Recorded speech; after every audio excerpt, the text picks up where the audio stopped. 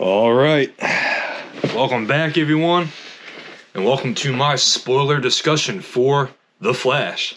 I'm going to be doing something a little different today with all the YouTube channels out there with people giving their critiques beat by beat through the film. I figured I'd do something a little different, and I just went ahead and compiled a list of my favorite moments from the movie, as well as some of my negatives, because I don't want to be too biased. I want there to be something for everyone in this, whether you loved it or whether you have some critiques. So with that, I'm just going to jump right into the list. Obviously, this is spoilers from the top. If you like the movie content, go ahead and give me a like on this and subscribe for more, and let's get started. So my first positive is, or thing I love, is this very much is a Flash movie. From the trailers, it kind of came off as, okay, it's a Flash movie, but really it's like a mini Justice League movie because Batman's in the whole thing. There's definitely more of this film where it's just Barry, or both Barrys, without either Batman, or without Kara. We learn a lot about Barry. We spend a lot of time with him, something we've never done before because we've only ever had him in Justice League movies.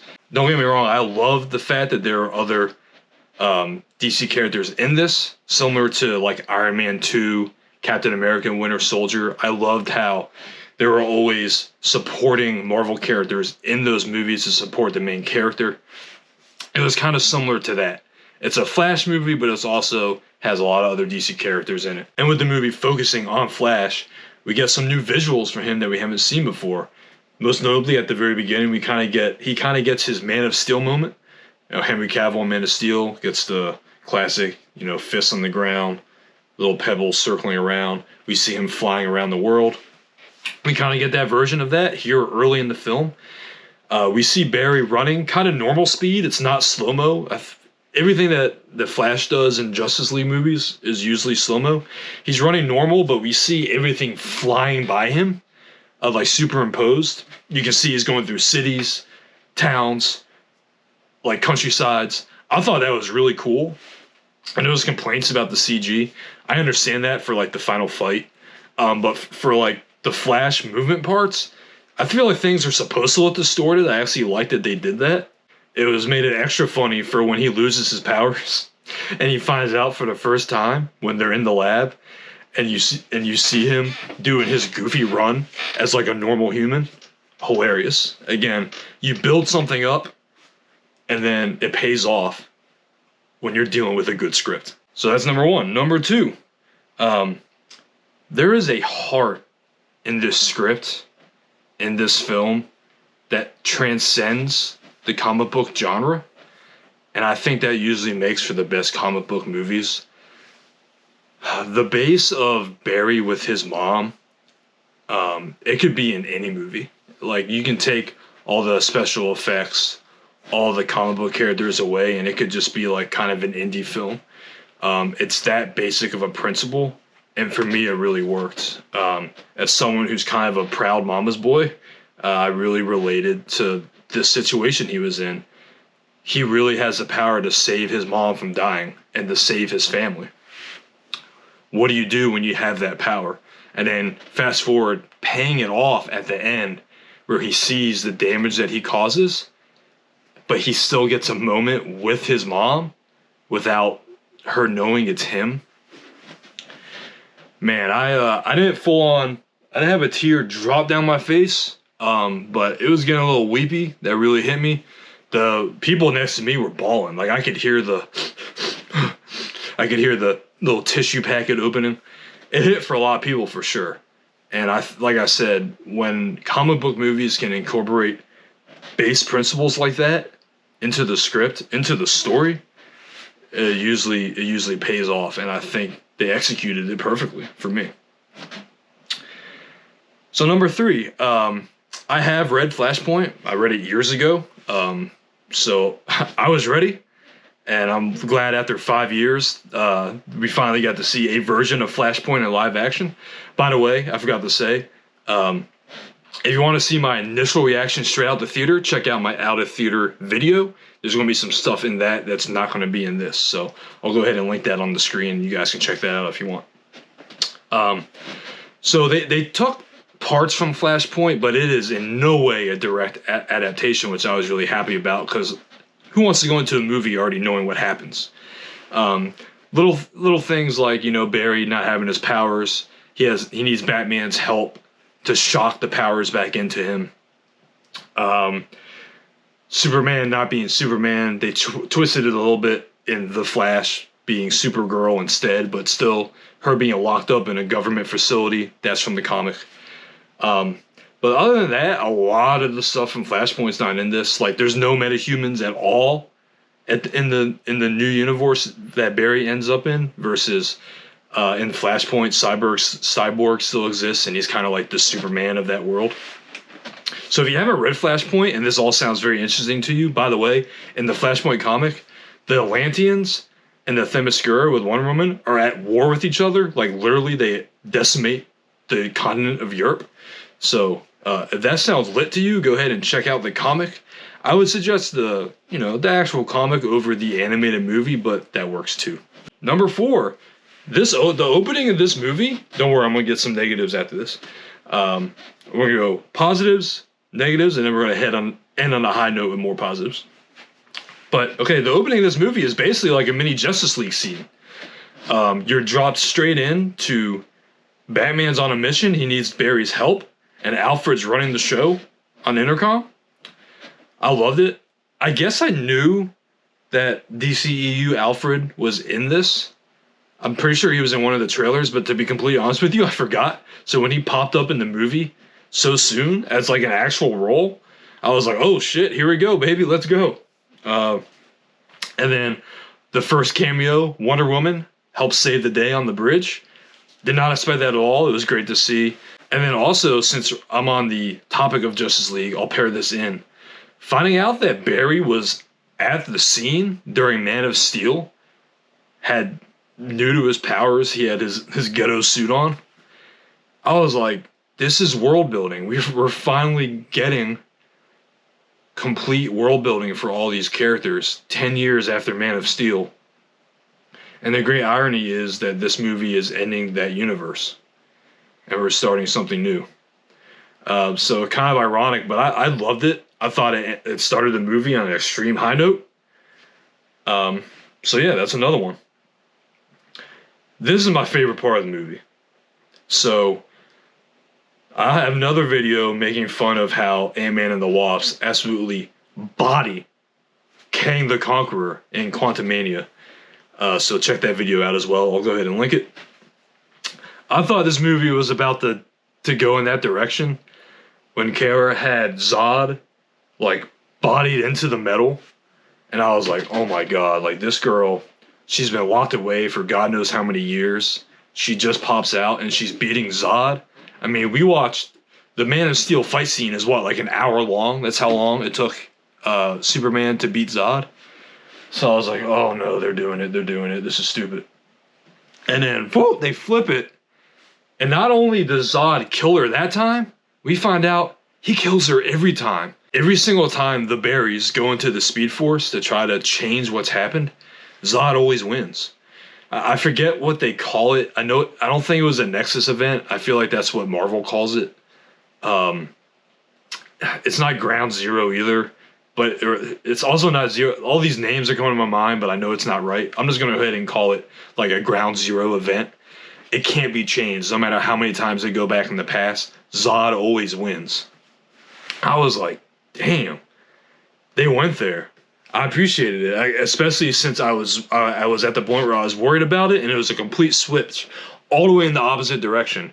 And like we see him kill her so many times. We see Michael Keaton die all these times. Also a powerful moment with both Batmen talking to Barry about how, you know, their scars are what made them. And then Michael Keaton's Batman saying, you already brought me back. I'm okay to die. This script was fire. Like, this script was so much better than any of the multiverse movies that Marvel's trying to make. It was just... I really don't think that's controversial either. It's just done better. The plot, it just all makes so much more sense. Oh, I don't want to step on myself, sorry. Here, let's get into some negatives and we'll get back to the cameos. Okay.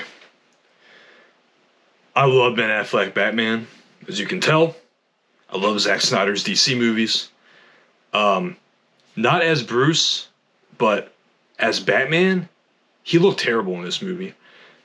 His close-up on his face on the bike, it almost looked like his face was digitally created, which I don't understand because photos leaked of him on set riding the bike. The mask, the cowl was different too than his previous ones. And I hated it. It just looked terrible. And the suit was whack too. Like they tried to do a modern, gadgety version of the suit. And man, it was not working. Like just go back to that gray and black joint. That was so much better. I was honestly disappointed in that because I knew he wasn't going to be in a lot of the movie, but I was looking forward to seeing Ben's Batman one last time. And his Bruce scene hit for me, but unfortunately, I don't think the Batman one really did. I'm hoping when I go see it again, that it's a little better for me. But there's no doubt. I mean, I've been seeing the internet talk about how weird his face looked. The other Batman-oriented one, I've seen, rumors, sources that this movie's been in production 5 years, so it's had a lot of different endings, but the original ending was to continue the DCEU story before James Gunn was hired to create something from scratch, really, is at the end, Ben Affleck Batman was going to be stuck in the nightmare sequence, and Barry was going to have to go, in The Flash 2, was going to have to go back into the multiverse to try to save him. And I think that was probably going to lead into possibly Justice League 2 events. Or the events of Justice League would be done a little quicker in Flash movies. I mean, bro, honestly, that would have been fire. I would have loved that, but I mean, I've accepted that stuff's gone. It's not happening. Like, to me, the Zack Snyder, it's a trilogy. Got it on 4K, Blu-ray, whatever. Like, I love it, but I have mentally moved on because I know that's what the studio's doing. And as long as they're making good movies like The Flash, I'm cool with it. Like, I'm looking forward to the new Superman movie. Would I prefer it was Henry Cavill, Man of Steel 2? Yes. Am I cool with starting over something new that we can actually build on and have the studio be more dedicated to it this time? Yes, I'm fine with that too. So, but still, knowing that was in play, it is disappointing. All right, the trailer, DC, I've talked about this in previous videos. DC, they show so much in all their trailers. Like, they do it every time. And again, at least half of Michael Keaton and Kara Supergirl scenes are in the trailer. If they could have just scaled that back, like, the one thing I'll say about No Way Home, it was the worst kept secret that Andrew Garfield and Tobey Maguire were going to be in that movie, but still, they never showed it. So when they actually showed up on screen, it was still hype. They showed Karen and Batman's entrances in the trailer. Like, we already saw it. So, like, at the time we actually saw it in a movie, it's like, hey, I've seen this like 5 times already. DC, stop. Believe in your product after this and stop showing so much in your trailers. Please. Imagine if all you saw in the trailer was like Michael Keaton's face once, and then you show up to the movie and he's in 30 minutes of it. Oh! So there's 2 more. I'm not gonna lie, at the end of this movie, I was expecting the new universe to be formed. And all the answers is like, okay, these are the new actors. They didn't do that at all. The credit scene, Jason Momoa is still Aquaman. Although his voice, I guess it was him. His voice sounded really, I know he was supposed to be really drunk, but his voice sounded weird to me. I was like, is this like a different person in his body? I was like, no, I think it's just him being weird. And then the George Clooney thing at the end, which again was originally filmed to be Michael Keaton. We know that because there are also behind the scene images of Michael Keaton at the courthouse with Kara flying in. And because I've seen those images like 2 years ago now, when the very end of the movie came, I was like, oh yeah, like that's how it's going to end. So when, and this was in my out of theater reaction, but when Clooney came out of the car looking suave as and everyone was losing their minds, I was like, oh, like a vocal yell. Like I was at an Orioles game during the Nationals anthem. Like I was like, oh, woo! I was shocked. People were laughing, clapping. But George Clooney's not going to be Batman in a new universe. So again, there's no answers at all. All the questions we had about that stuff were not answered. This is a small one. It's just a shame that they couldn't get the same actor. I can't think of his name, but he's also in the morning show on Apple TV. That plays Barry's dad in Justice League. It's a shame they couldn't get him back just because of continuity. Like the new guy was fine, but I like bringing back the same actors because it helps build universes. Now I'm not gonna lie, as I was watching the movie, I also thought that the actor for Iris West was different. So I was bummed about that. I was like, oh, these are two main characters in Flash's universe that are different actors now. But no, I got home and it is the same girl that was in Zack Snyder Justice League. Her face just looked a little different to me. I guess she was probably, when Zack filmed that his scenes, that was 6 years ago now, if not 7. So she's 5-6 years older. It makes sense. So once I saw, get my camera. Once I saw that it was the same girl, I was like, all right, I guess that I can just see it. She just looked older. So props for bringing her back. And also, this movie does make Zack Snyder's Justice League canon. So I really appreciate it. She drops a line about how, didn't we see each other a few years ago? Because in Zack Snyder Justice League, he saves her from being hit by the car. And he's moving super fast, so she's not really sure if she saw him or not. That's what that was a callback to. So there we go. Okay. Back to positives to end on a high note. I got 4 more. And I think I may have indirectly talked about some of these already. So Michael Keaton and Supergirl. I say Michael Keaton because there's multiple Batman in the movie. They're not cameos. They are main characters in the plot. So when I say cameos, I'm talking about Gal Gadot. I'm talking about the Adam West, Nick Cage, Christopher Reeves. I'm talking about that. None of that affected the story. That's how a fan service character is done. It's not, hey, let's bring these 2 past Spider-Men in for no reason other than they have to go help save the day. So they're just gonna pop up in magical portals that what's his name is just doing for fun, while Doctor Strange had to go, live at a temple for who knows how long to train to learn how to do stuff. Dumb. In this, the cameos were straight fan service. It was like, oh, look at that. Oh, look who it is. It had no effect on the plot. That's how it's done. Very nice job, director Andy, my namesake. So Michael Keaton's character in general, he does have an arc. He gets brought back in and he dies at the end. I was getting heavy shades of, damn, they did Luke Skywalker's ending right.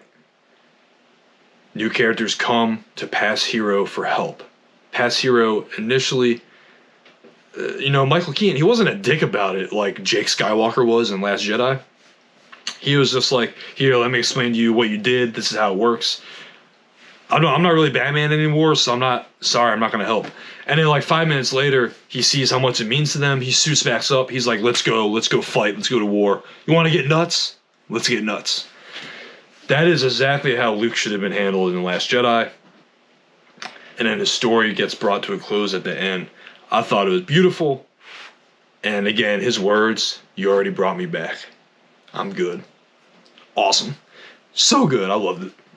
Next up was the Clooney surprise. I know I already talked about that, but I loved it. You could argue that, especially George Clooney now at his current age, could probably be the best and most suave Bruce Wayne out of all the Batmen that we've had. So actually it would be funny if he's back in some capacity, but I know they're not going to. But I definitely did appreciate, when you think about rich guy getting out a fancy car, reporters flocking, George Clooney suave, taking off the sunglasses. That is kind of what you would imagine Bruce Wayne to be. So I appreciated it, and I wouldn't be mad if we saw it again in some capacity. That's why I had such a vocal reaction when I saw it. Plus, his Batman movie is easily the worst. Everyone agrees on that. So the fact that that's who they brought back for the very end, I loved it. Again, had no effect on the plot. Fan service. In the close, a special shout out for a scene that I just loved. I was dying in the theater. This movie is very funny, but also has a lot of heart. When Barry is with 18-year-old Barry and all of his, I guess, college friends in their apartment, and they're talking about how all the actors that are playing like known characters in their world are different. Most notably, Eric Stoltz playing Marty McFly in Back to the Future, and our Barry just like losing his mind. And then we also learned that like Kevin Bacon was in Top Gun instead of Tom Cruise. I just kept putting myself in that scene as a movie lover and just imagine, like, what if I woke up one day and someone was like, oh man, I love Alec Baldwin as Han Solo. I can't wait for him to come back. I'd be like, excuse me? Who is playing Han Solo? So there's my list. I guess I ended up with 9 positives and 5, negative and nitpicks, whatever. I've had 2 days to sit in the film now. Haven't been able to see it a second time, but I still feel confident in what I've saw and what I've thought about since. So it's time for that grade. Finally, I'm going to go with that A-. I like this movie a lot. I cannot give it that A or A+, but that A- definitely well deserved. I want to thank you guys for joining me again. Like, subscribe. I really appreciate it. I hope you guys, again, enjoyed it as much as I did.